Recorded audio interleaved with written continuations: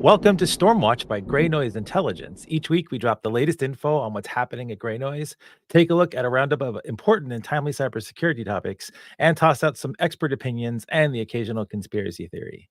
I'm Bob Brutus, and with me are my co-hosts. Kimber, welcome back. Thanks. And I need to set a little theme music here. We've got a bit. We got a bit. So we're a fair way into 2024. And if it had a theme song, what would it be and why? I genuinely have a terrible memory for music and things. But when this question was posed, the first song that came up in my head was that wonderful song, the song that never ends. Man, that's wow. That's very torture. True. Yeah, that's an earworm. It really is. I'm gonna jump in. Why not? No, you're not. Wait till we get to it. So normally I would hand it over to Emily right now, but Emily is having extreme technical difficulties, as we all seem to be this morning on our Macs. It's great. So we are going. Yeah. That's what I was gonna say. I want to answer for Emily right now. No, you're not. Oh, yeah. All right, good. All right, Glenn. Well, I'm making this up. Yeah, as Emily, Glenn. Go ahead. What is as your Emily? Thing? I think right now she would nominate something from Rage Against the Machine because she's not working, and she's here with us in spirit. Maybe she'll show up. Maybe she won't. Man. Yeah, if you are trying to listen now, Emily, you're welcome to join us if you get your audio problems worked up. If you can hear us, that is. Join us in the comments. Yeah, at least join us in the comments. That's true. Hey, so Glenn, good day. Is it a good day? It's a good day. It's a good day. All right. So Glenn, what mouse walks with two legs? You always do this to me. For everyone that's listening, watching, we do prep, and then Bob sends out like a list and all of this stuff and the questions, and he never includes this and saves it for me. Okay, so what now? What mouse walks with two legs? It's a pretty simple question, Glenn. Mickey Mouse? Hey, that's great. So what duck walks with two legs? All of them? Hey, wow, dang. I've been bested. This is amazing. Why, what happened? It was supposed to be like you were supposed to go Donald Duck, and then I was supposed to ridicule you for actually saying Donald Duck, and because every duck walks with two legs. My 2024 theme song is what's playing in the background. Hey, Overwatch, what's your 2024 theme song? Wait. Oh yeah, okay, that's right. So we're both playing the same thing. That's really good. And I'm going to stop that right now. There we go. Yeah, I was going to say what? But I didn't get to answer mine. What is your? And I'm stopping the theme so we can all hear you clearly, and stalling a little bit to give Emily time to maybe still join. What exactly? What is your theme song for? I think that the Queen Taylor Swift has a song, "Bad Blood," that would go out to all of our folks that are having to deal with Avanti all season. Ooh, I'm going to see if we can do this. Oh, we have visual? Emily. We do not have it, Emily. Oh no. Oh, do you want to mime it? Hi. Yes, we have Emily back. I'm so sorry. Computers are so dumb. Yeah, they are. They're literally so dumb. Yeah. Why did we do this? Why did we teach Sand to think? This is stupid. We never should have done this. So I'm so glad you don't touch anything, Emily. Yeah, seriously, just what so like I thank you for suffering through the technical difficulties. And what is your theme song for 2024 now that we're in it for a while? I don't know the exact song, but I know whatever it is, I would have Hans Zimmer compose it because it just feels dramatic. Yeah, that's not bad either. It's pretty good. Two of us were it's the end of the world as we know it. One of us was it was a song that never ends, and you said Bad Blood. Is that correctly? Okay, cool. Mm-hmm. We're gonna. And I guessed Rage Against the Machine for you, Emily. Yeah, because that's. Actually, yeah, that's perfect. That does fit. That fits because they're terrible. We are going to do this now, and I think I know how to do. Look at that. This is all fancy and everything today. All right, so it's Dateline 2024-0220. Let's get right into it. We have a awesome new homepage you can get to. That's stormwatch.ing. Press the like, subscribe, leave a comment, 5 stars, 10 stars, whatever it does, share, whatever. Like I don't know, I'm supposed to say the things the podcast. Anyway, you got to do all the things, and we are going to start things off with a high five. And let me get a little thing on here.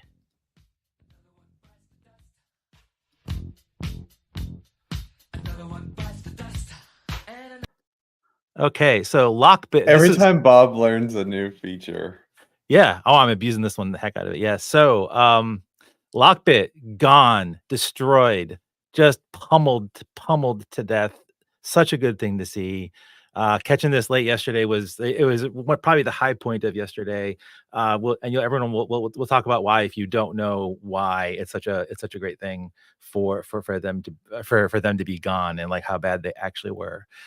And let's see. So Lockbit, since late 2019, when they emerged, 2,300 known attacks. That's just the stuff that we know about. They attempted to extort for one bigger hack, 70 million from a chip maker in Taiwan. In 2022 alone, they made $91 million, and that money is actually more now, given like the rise of the cryptocurrency prices in the past like 3 or 4 months. And in last year, they were almost a quarter of all known ransomware attacks. These people are just the scum of the actual earth, and I am glad that they're gone. And I'm just curious what everyone else's reaction to this one is. So Bye. I don't want to be like rain cloud here. But I feel like we talk about takedowns fairly frequently. Like and that is good, right? Like that's good news. But I was thinking this morning, like, how much of a dent is this real? I mean, obviously this is a huge operation, but like we talk about these pretty regularly, and I wonder, like, it's kind of a whack-a-mole situation, like a matter of time before another one pops up. And so I get less and less optimistic every time I see one of these, because I'm like, well, yes, this is good, but also how long is it before we're dealing with something else potentially on this scale? And not to rain on the parade. Sorry, I got really dark in the good news section really early. I blame the computer problems, but yeah. So I mean, listen, and people might not remember this last year because every day is like an entire year's worth of news. But they took down the UK's Royal Mail for a while. They actually knocked out Canadian Children's Hospital. Capital Health this was like a giant health network in Pennsylvania, New Jersey. They couldn't take appointments. They had to cancel appointments. They actually were brave enough and bold enough to pwn the Industrial and Commercial Bank of China. Recently, in your own state there, Emily, Fulton County, Georgia, the ransom attack there, and other things as well. So like this, like I am glad that they're gone. And I think since I like ransomware is like a hobby of mine, not doing it, like studying it. I can make a lot more money. We really should study ransomware. I think for me, I think this is going to maybe wreak a little havoc in the ransomware community. Like we'll get more details on how they actually did this thing in the coming days. And I think that they put some fear and some distrust and sowed it really well within that ransomware community. And it's going to be hard to have another Lockbit or I come to that level of prominence. I guess for me, like the next closest one down to them, I forget the name of them, but like it's like they're a distant second to Lockbit. Like Lockbit was just on top of things. Like they brokered ransomware. Like you basically had a lot of like subsidiaries. With them gone, like getting to that level again is going to be hard. Like we won't see. Like I don't think we're going to see the I believe we will see a reduction in the rate of ransomware attacks this year as a result of this one, and that's to me really, really good news. But again, I'm looking for any shining light when it comes to the ransomware stuff. That is a really optimistic take on this entire situation. I'm with Emily. I feel bad, but this is supposed to be the good news section, everybody. Well, so here's a different view too. I do agree that like it's a disruption, it's not a seizure. Like all of these are just disruptions. But we are talking about them more and more, and looking at it from that perspective, it does make me a little bit more optimistic in the fact that we can and we like the global community are taking action on these large actors like more repetitively and more often. And just basically by doing that, we're going to become more like faster at doing it, better at doing it, deeper into understanding of how they work. So the more we can take down ransomware operators, the more that we get better as a community taking down ransomware operators. And, you know, perhaps like at least we can start focusing on like, you know, the actors that take down critical infrastructure, or, you know, what used to be off, you know, out of bounds, like hospitals and schools and critical services, are no longer really out of bounds anymore. So like, um, the more that we take down, I get happier because it means that we're better at taking them down. So how long it'll last, I don't know. Like it'll be a blip, but it's something.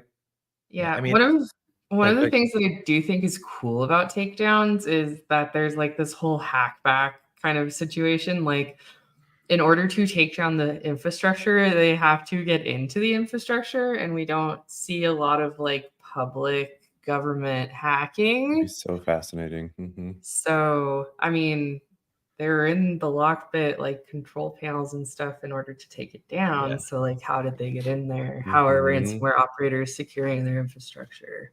or not in this case. Or Yeah. not? Yeah. The one thing I will also say, like it may be whack-a-mole, like we may just be playing that game, but we weren't playing that game before. And like in 2021, when the ransomware task force and all the ransomware like stuff, like executive orders and all the other things in the DOJ and the cross governmental and cross police force, national police force did information sharing went into effect. Like that's been working. Like that's to me another.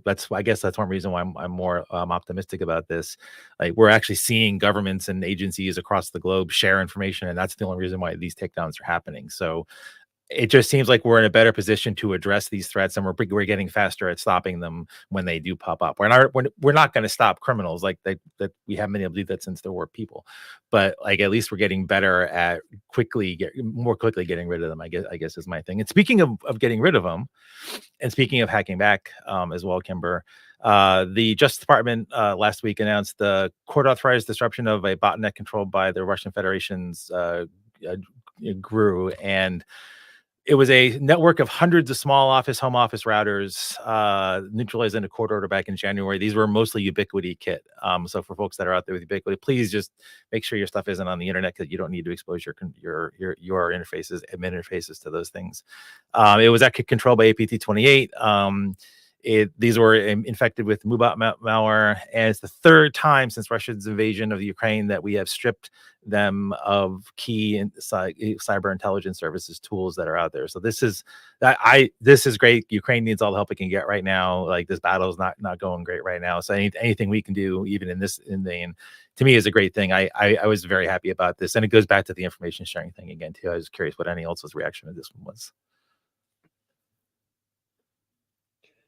I think every time, like the information sharing, that's kind of what I was hinting at before, is the best thing that can come of all of these group. Like have we just now realized that this is a global issue? Like, because it does feel like we're finally doing things together, like you know, like frenemies for takedowns and information sharing. So I don't know, maybe that'll be great to come out of 2024, 2023, 2024, actually working together.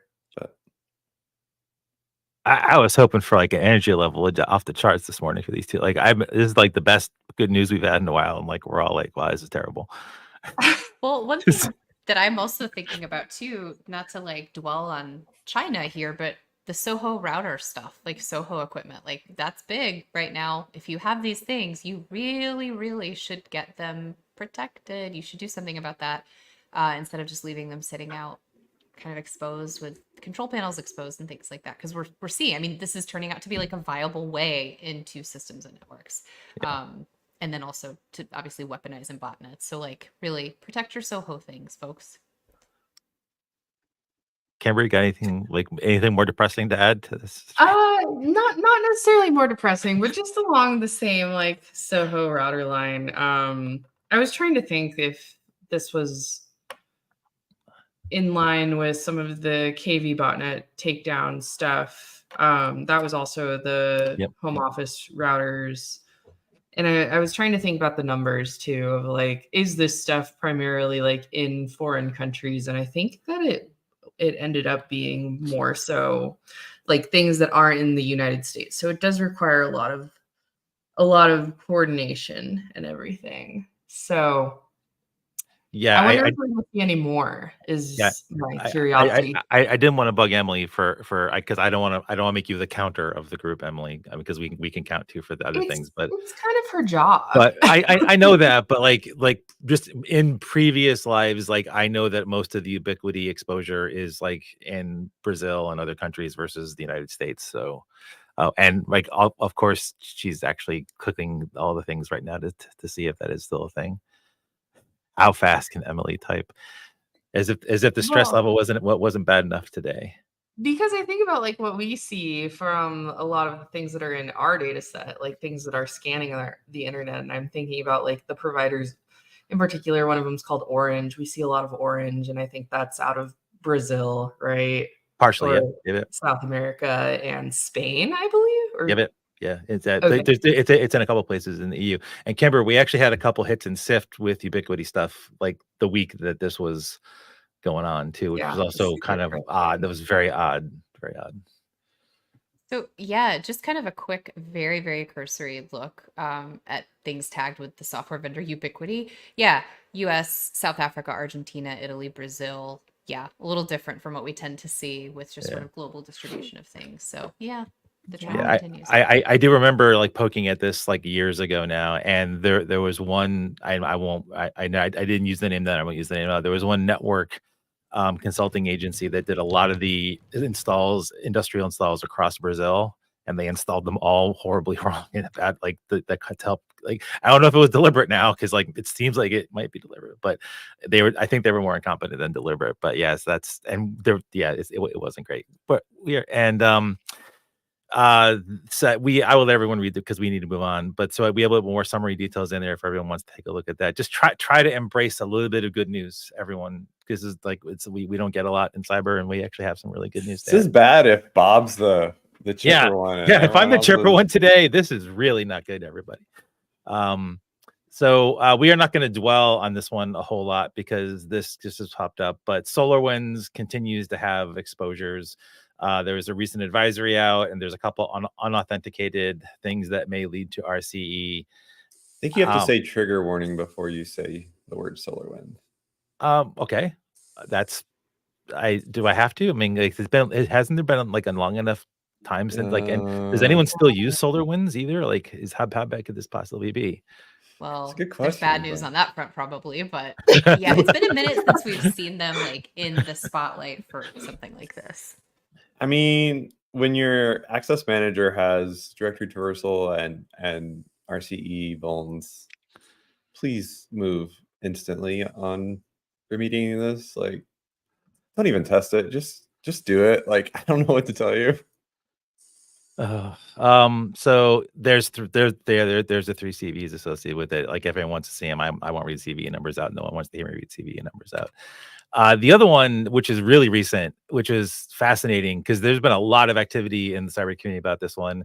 Like, this is the iSoon leak, and I have another link up to Michael Taggart's. He's doing a live, like as we speak, translation, like starting with Google and then working from there, of all of the things that are associated with it, and we'll get to the details in a second.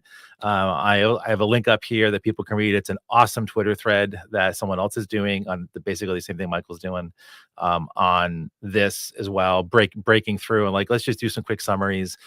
So Shanghai, I think that's probably iSoon. I think Angson is probably iSoon, is a Chinese government spyware vendor. They had the leak shows they had custom remote access Trojans for every major operating system, including iOS, the supposedly unbreakable iOS, which we know is not, which allow remote control for the infected devices.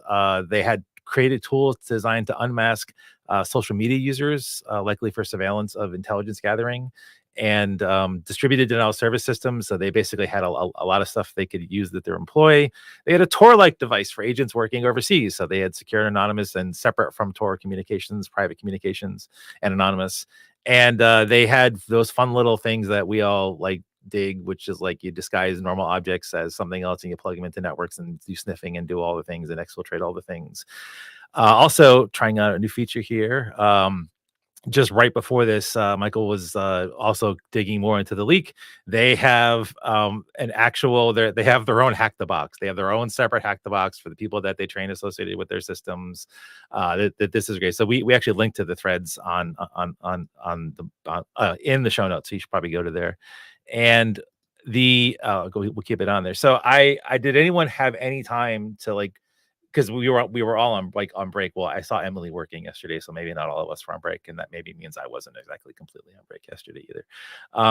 But any reactions to this one? The one reason why I say that is it got posted and taken down. So I won't mention the blog or the organization behind it. Someone tried to sow doubt that this was an actual real thing, but that blog post was, I think, fairly quickly taken down. So like, what's the over under? Is this real? Is this a big giant coordinated fake thing? What are the ramifications and implications of it? Is that like touching on conspiracy there, that this is all fake? That's what that was. I mean, we are partial conspiracy theory show. Is the scale like 3 million toothbrush botnet to UFOs? Like, what's the scale of real to not real? Well, so again, I'm not gonna, like, the blog post got taken down. So I'm like, that was a deliberate act that they did. They may have been told. I don't know why it was taken down. Maybe they were told to, but they cast complete doubt that they thought this was just a big psyop by these folks to just throw everybody off. And A psyop by who? Chinese. Oh, that's an interesting conspiracy. See, I knew Kimber would bite. All right.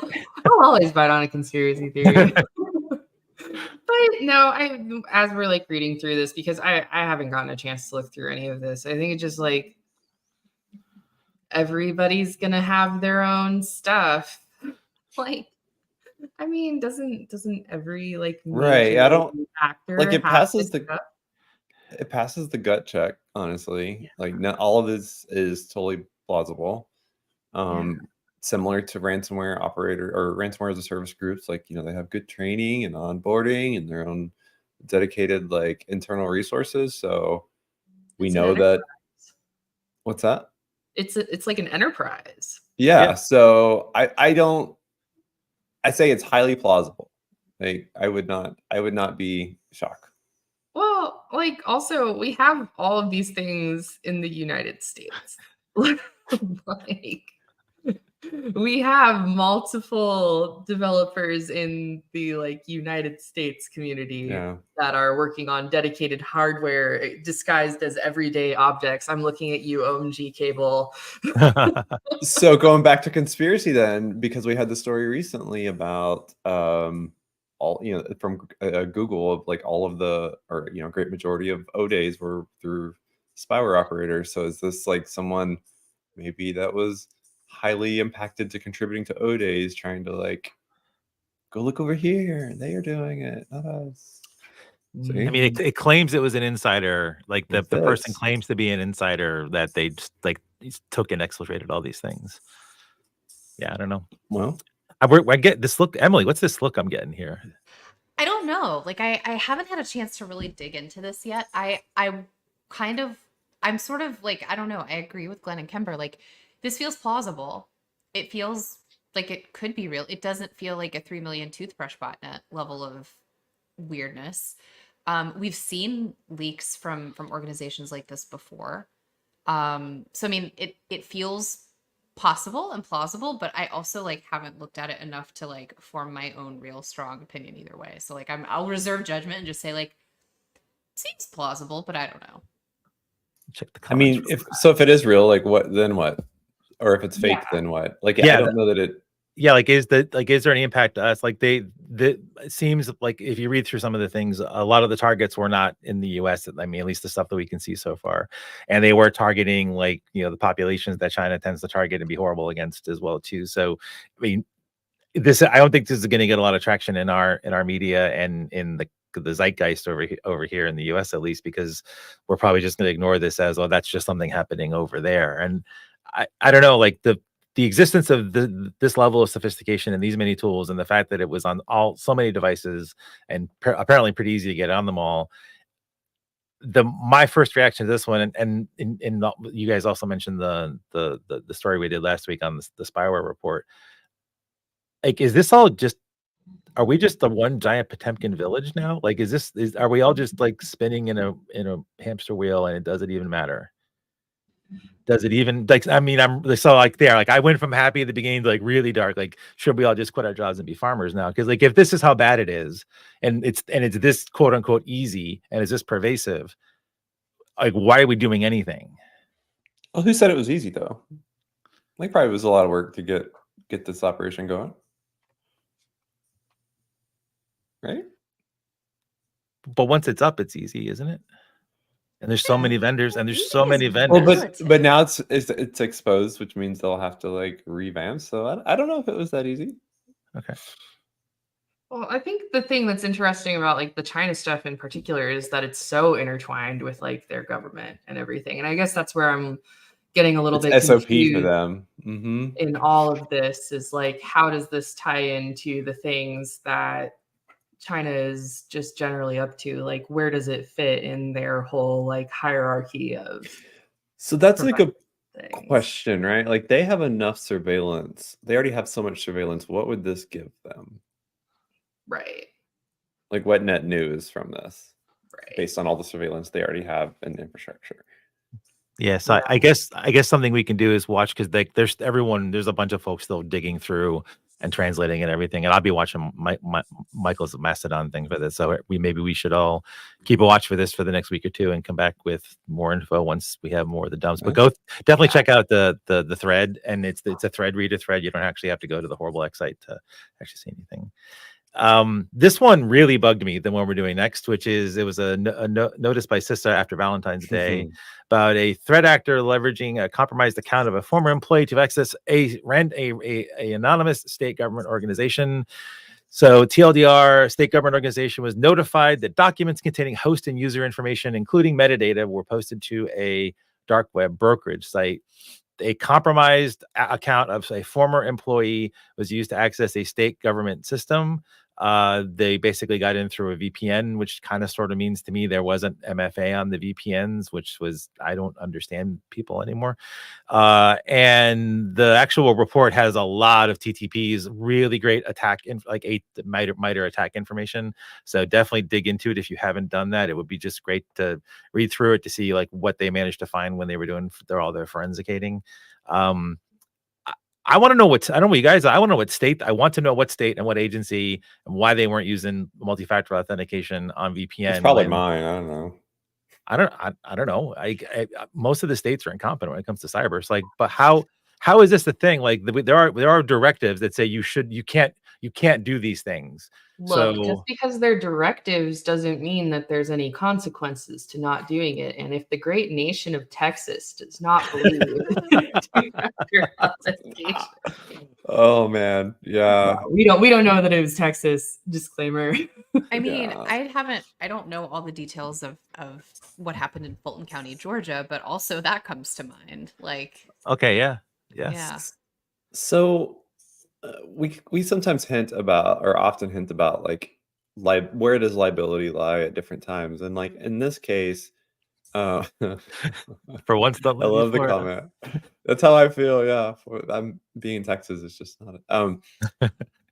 But so in this case, like for any kind of compromise, and it feels like as you're going through the IR and you come across like, was MFA enabled or enforced, and the answer is no, then like, okay, sorry, you get no insurance claim.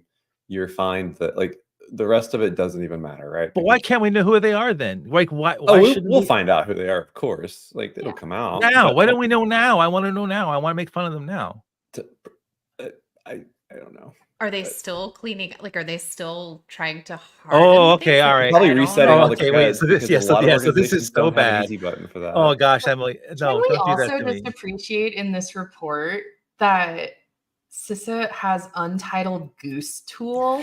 Thank you. I had to read that like 3 times. I was like, wait, what? I was like, wait, is the actor using that? No, that's them using it. Yeah, Oh, I hate to tell you guys, CIS is cool again, or maybe cool for the first time. cool. I mean, also, Yeah. Also overlooked here is it says credentials of a former employee. Yeah, I know. So that's Former employee, off-boarding. account not disabled, no MFA. How So there's like like we're there's just there's got to be Well- like a bill of rights of incident response of something that's like if you don't do these 10 things, then you are out of business. Do not pass go. You're fined. You get no insurance claim. Like, Well, and so they obtained the account credentials in a separate data breach. So is that password reuse? yeah, Like, yeah, is that what that credential implies? stuffing or something like that. Yeah. yeah. Yeah. So if you are a government employee and you're reusing your passwords, Oh gosh, that's Please a whole stop. nother. Ooh. No, if you're Just an don't. employee at all and you're using your employee account for anything that's not related to your work, that's a whole special. it's topic. fine. If you're private industry, don't worry about it. Yeah. Ah! All right, we're Ah. getting way off. All right, we are getting way off. We have to go to our cyber spotlight, and I need to actually do a little bit. We're gonna border secure, cause the hack is on. Anytime Cool.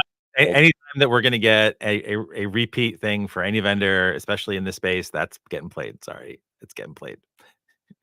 No apologies to Fortinet. There are So 6 people laughing really hard right now. so we are not actually going to talk a whole lot and focus a whole lot on Avanti because I don't know how much more we can say horrible about them, their software, the situation, etc. Eclipsium did a really great blog post summarizing some things that we were alluding to the previous week that maybe people have been reading in various threads on various platforms that are out there. And I just want to go through some information here, right? So the Pulse Secure product, they haven't actually really touched it in 11 years. It's running an 11-year-old version of Linux that hasn't been in support since 2020. So the actual Linux stuff on the box is dead. It's like literally a dead operating system, and they didn't do anything with it. Some fun things that maybe everyone's seen before, but we're just going to go through them really quickly. So the Linux kernel was 2632, which was EOL in February 2016. They're running a really old version of OpenSSL dated circa 2017, running Python 2. I don't even need to say anything more. Python 2 circa 2010. Perl, that's important for a reason, which we will talk about in a second. 2001, circa 2001. i380, not even 64-bit Perl, i386 Perl. Shockingly, Bash is at version 4 and patched for shell shock. I guess they did something. My bad. They did something. I'm sorry. There's just a ton of other things, CVs and everything on this. A lot of other folks have done a bit of a more detailed takedown. The one thing I wanted to call out that I really appreciated that the folks did there in the blog post. So, and I won't read through this. I just kind of stuck the quote in here, but basically there's a scanner tool. So you can go find. It's pretty bad when your appliance has a scanner tool that you update semi regularly to find implants on the actual devices that people have hacked into. Isn't that just called AV? And so this is the scanner tool that looks for various things in various directories, except not all of them. They only look at some directories. So if you manage to actually store stuff, you get on the box, put something somewhere else, they run this thing. It doesn't matter. Like there's no hardening on the box, so you can run stuff from anywhere. Lots of places for people to live off the land on there. Lots of places to bury and hide. So even the scanner tool is busted because it's not really doing anything. And I think for me, while I love Perl, I grew up on Perl. Pulse Secure runs on Perl. Like all of the admin stuff that people do with it, all the things is pretty much Perl CGI scripts. That's all it is. And so I don't know what more. I don't want to like seriously smack. Before I get to what I really wanted to talk about with this, anybody have any reactions to this that we didn't already have 1,000 times in the past 5 months? To Avanti particular? Yeah, or... like just to knowing that like you should literally go take your Avanti kit and like go to the top floor of a building and throw it out, go back down, stomp on it, and throw it into the garbage, like Sister Directive said to do for the federal agencies. Yeah, I haven't seen many Office Space type videos for Avanti appliances. I'm disappointed. If I actually lived near a decent tall building, which I don't, I would actually probably go do one. Sounds ominous. It just felt very like nostalgic thinking about Pearl and how much I loved It So it loves created this thing content. created a warm fuzzy. Are you serious? This is terrible. Yeah. Oh, Yeah, no. I just got kind of a warm fuzzy feeling thinking about all of the like IRC Perl scripts I used to run like back when I was younger and happier and not jaded. Oh my. Like it's a great language. Perl is wonderful. Yeah, I wonder I love Perl. I no distant Perl, but like on a modern appliance. Oh, sorry, modern appliance. I had to put the skirt quotes out there. well, this is I don't remember if you made this point in the pre-show like discussion about it or where I heard it from, but man, like great case for the whole S-bomb situation. What a segue. Yeah. So Segue. that's my thing with this one. So S-bombs are not going to save us. Like S-bombs are not going to save the world. I am a major proponent still of the S-bombs. Software bill of materials for everyone that is as much of a nerd as we are.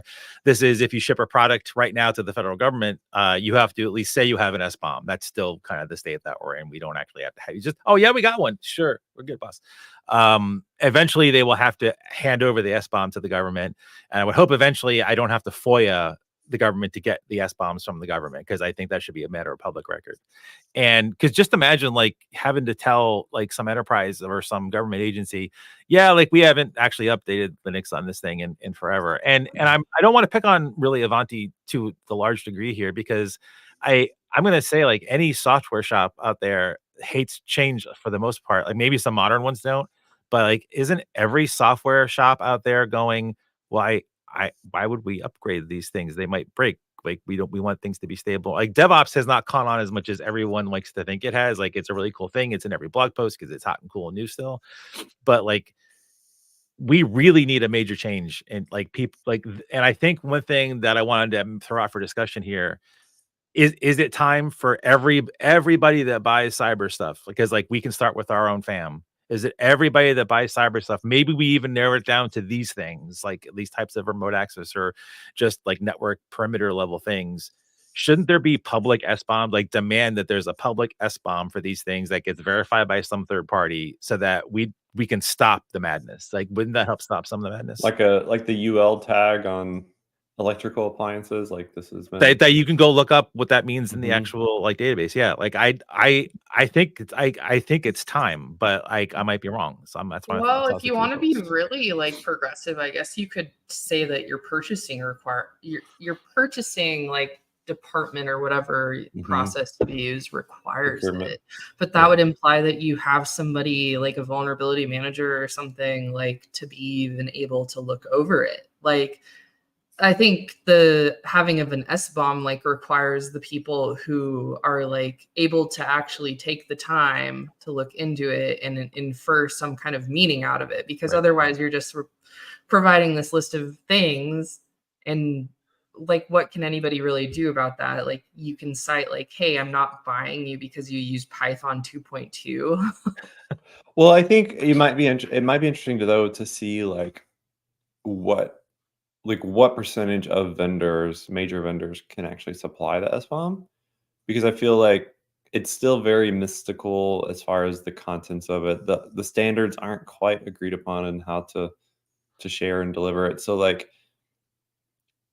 I think just asking if you get an answer of like we don't have one, then you should probably not continue with that transaction, because that is a red flag into their operations, and maybe like who's trusted them with their appliances or software, versus at least getting it. So I would say like asking and getting is at least a positive step, even if an organization that's receiving it doesn't have the time or resources to really like spend time into it. So it's just kind of an interesting thing about the thing that you're buying. But one thing that I think we can highlight here is around just demystifying appliances. Like they're boxes with software, like just because it comes in a physical version that you put into a rack, or maybe not even that, but still like it comes all encompassed and you just plug and play. It's still an appliance. It's still running some sort of Linux or something underneath. It's still running some highly specialized software for the activity that it's designed to do. Oh yeah, Perl. Yeah, totally highly specialized. Yeah. But at the end of the day, though, it's still just, in theory, a hardened version of an OS that's running a specialized version of whatever, tool set that you're trying to get it to do. And these things require updates. They require love and feeding. They can't be set and forget. And it's one of the reasons why it's so hard. Like for the most part, you can't put an agent on appliances because they are so either locked down or so finely tuned because, in theory, they only have the exact modules and binaries that are required, nothing extra, no bloat. And so it's really difficult / impossible to put agents to collect telemetry and all these things that really help organizations ensure their security posture. So, another aspect that I look at this, another view that I look at this with is more around it's time for appliances, one, to be able to support providing telemetry. It's time for them to be overbuilt so they can support an agent. Because that's another thing is they'll build them with, quad CPU, blah, blah, blah. And it can do exactly what it can do and not an ounce more. So it can't support the overhead of an agent or, syslog output or whatever. So I think it's time that we look and demand more out of like what appliances can have like as a standard output, because clearly we can no longer rely on the manufacturers to make edge devices that are going to be secure enough to just kind of blindly trust like we have to today. Could we ever? Could we ever? Great question. I guess we couldn't, but we had to.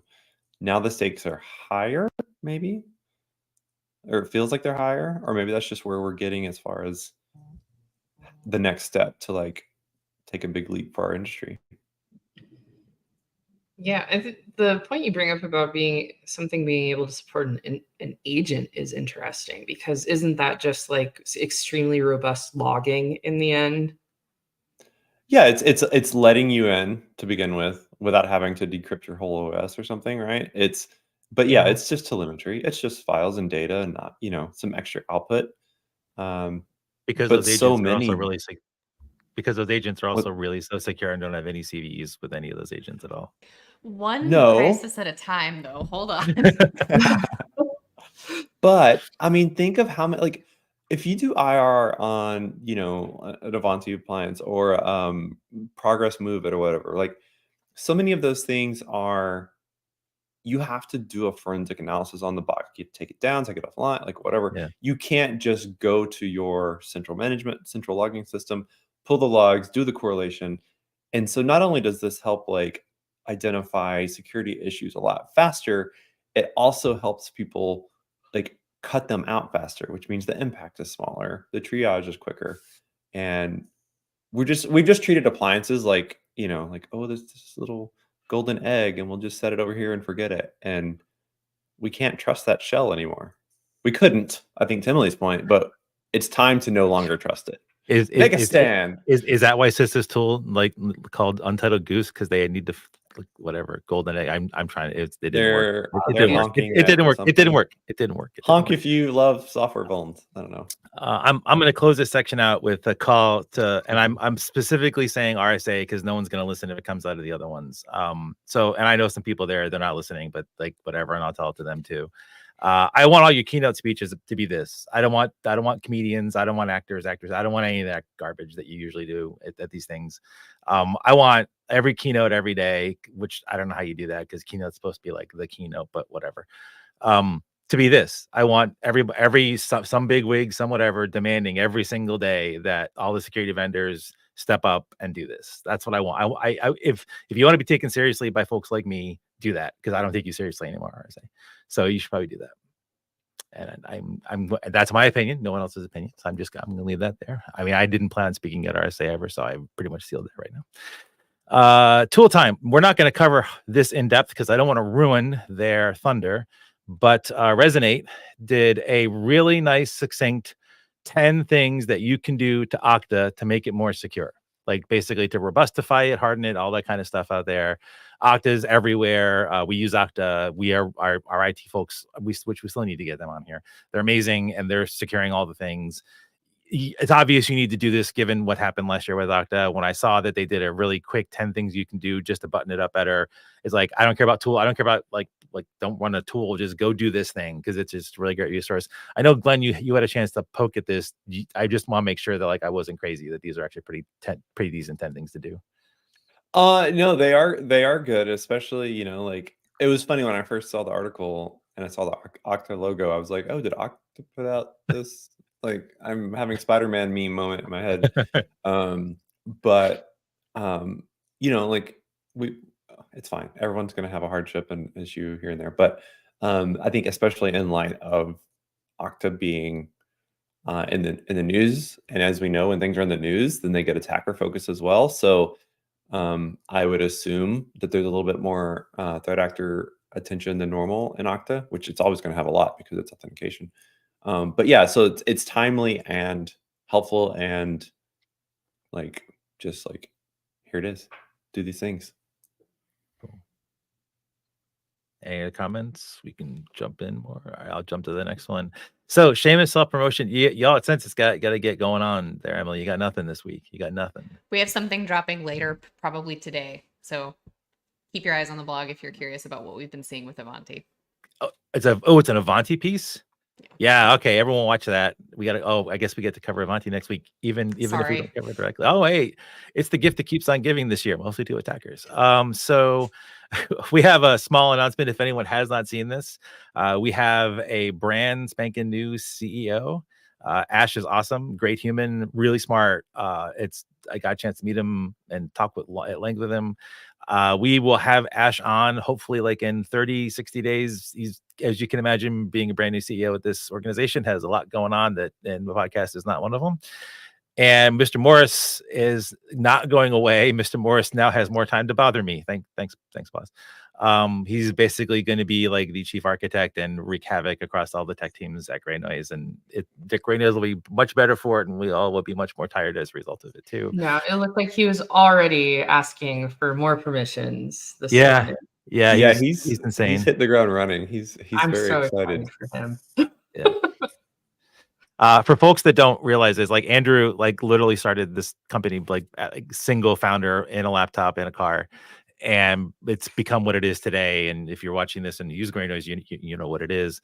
And as he's had to do more like CEO type things, he has not been able to exercise like one of his best muscles, which is tech, and just doing architecture and like just thinking and implementing. And now that his brain is free to do all of that, expect even greater things coming forward. Expect louder Andrew. Yeah, louder Andrew. Although maybe not, because he is wearing those goggles. Like he has those Apple goggles, so like perhaps he won't be, or maybe that will just give him superpowers. I don't know. Glenn, do we want to dig into Ron's post at all? But we basically have there'll be a summary of this up on the main blog in a little bit today. But Avanti, that's right, I forgot it was Avanti too. Like Avanti's, we just can't escape Avanti this year. It's going to be pretty much every week. I'm sorry, everybody. Ron in Ron style. Like I said, it seems like his just personal note-taking style is essentially an accidental blog. So he was digging into the 44529, and he's like, hey, I think this could be an interesting blog. So I'm like, yeah, we'll take it. So yes. It's on the lab site. We'll have the other kind of teaser blog out today for it. But yeah, check it out. It's more in depth, more tech, more nerd. It does go to show that, like, since we use Cordo, Cordo is a open source publishing, data science, whatever platform. It's hard to describe it in one quick sentence. Since Ron uses Markdown to take notes, it's a lot easier just to get that right into here and then get it up on the site, which is great. Like that's why you're seeing a lot more of these technical blog posts out there. So it's just great that we can support that. And also it shows like a little bit of a nerd snipe, because I think this all started from a tweet that he read and was like, what is that? That happens. Yeah, unfortunately or fortunately. We got a lot of tags. Again, the team is just hitting out of the park between SIFT and all the other stuff that they do independent research on. We have a bunch more. We're still like in the 1.5, 1.6 tags a week thing, which is, I don't know how these humans are doing it, but they're amazing. And we don't have a lot of traffic for each one of these. We only have 2 of them. The Hadoop scanner one, we haven't backpropped this yet. So this will go, if we get all the data in, that will just be a solid line. Everyone's scanned. So just don't put Hadoop on the internet, people. It's really dumb to do that. Mm-hmm. And of course, the Avanti Connect Secure one, we actually have a hit on that one that we just got the thing up for, because it's Avanti. This is like Avanti. Like maybe this should be the Avanti podcast. Maybe we should do that instead. I don't know. Anyway, so what I did notice though, since there's not a lot of traffic there, the trends have been showing some focus on Oracle. Not all of these tags were in the trends. The top ones obviously were in the trends. So I just wanted to make folks aware.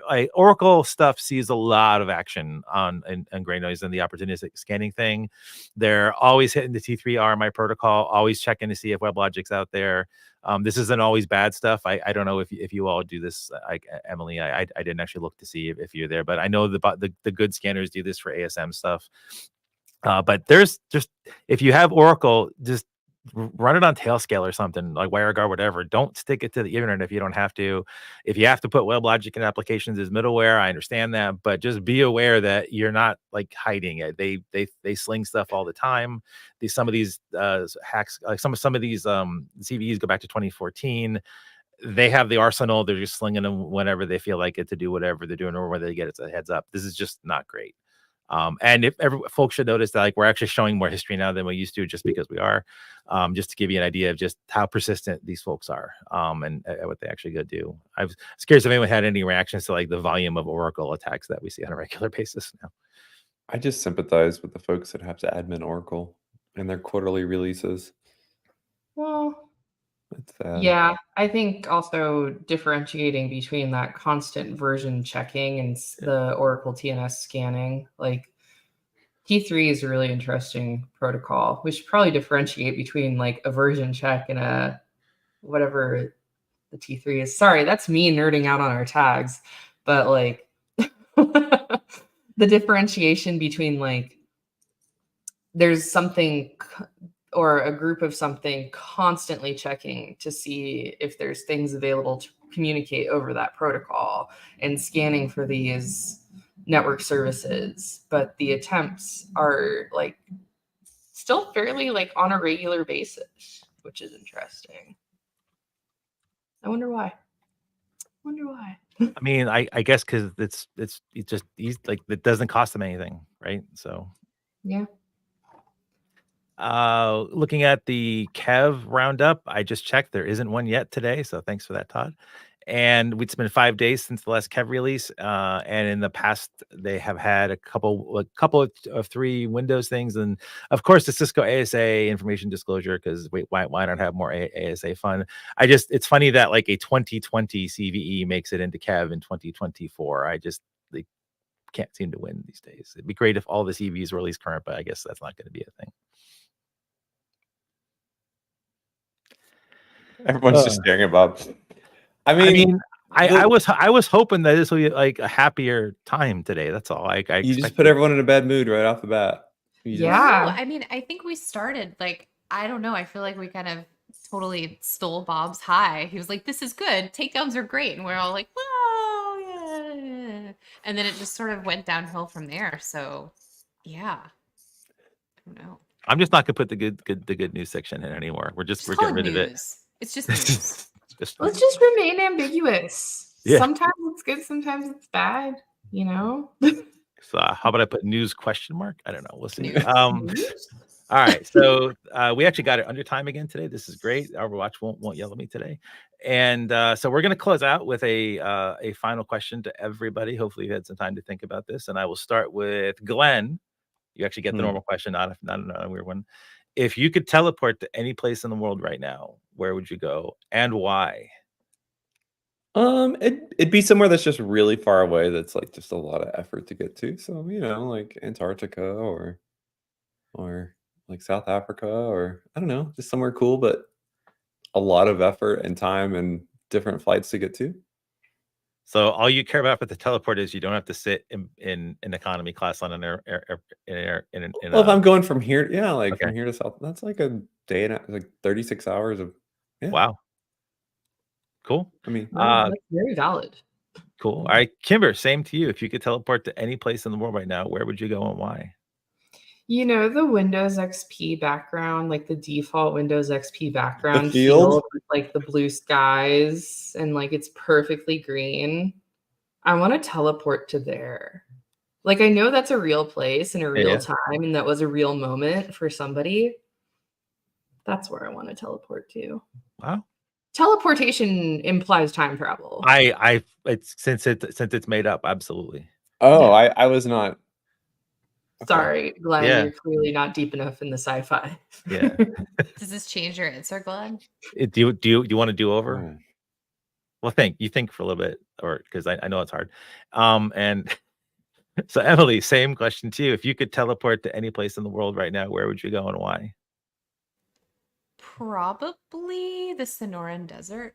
Like, I just kind of want to be somewhere sunny and warm. Yeah, that's my And- home. That's my like hometown. Aw, Yeah, I like the desert. I just kind of want to be there.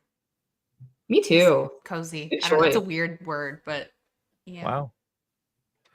Bob, I think yeah. we need another day off. Everyone's pretty Yeah, I don't know. It's like Pretty came back and gloomy. we're all stressed at the beginning.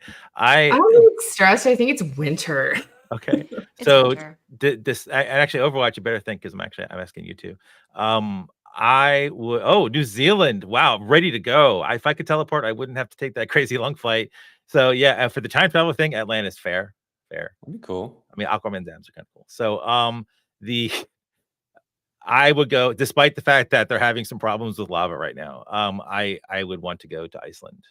I fell in love with that country, and it's almost above Maine in terms of a place where I just want to hang and be. And like it's almost, but I would love to get back there right now. Not because of the flight's long, just because I just love to instantaneously be there and be hanging out and going waterfalls and the mountains and everything. Just hanging out with the volcano. And yep, and all the like. There's so many farms, you can hang on the farms and talk to the farmers and like take care of all the animals. Yeah, that'd be great. I like the idea of Bob just talking to random farmers. Me too. I do it here. That's what I do around I here. know. I go for It's walks. just- I talk to the farmers around me. It's great. They're like, It's oh, nice this to guy talk about again. something other than software vulnerabilities. Just be like, how is the world outside yeah. out here? We're in our farming era. That's right. It'd be great if we could do that. All right. Well, I appreciate the three of you taking time out today. Thank you, Overwatch, for an awesome job. And we will catch everybody else on the next Stormwatch. Take care. Bye. Bye.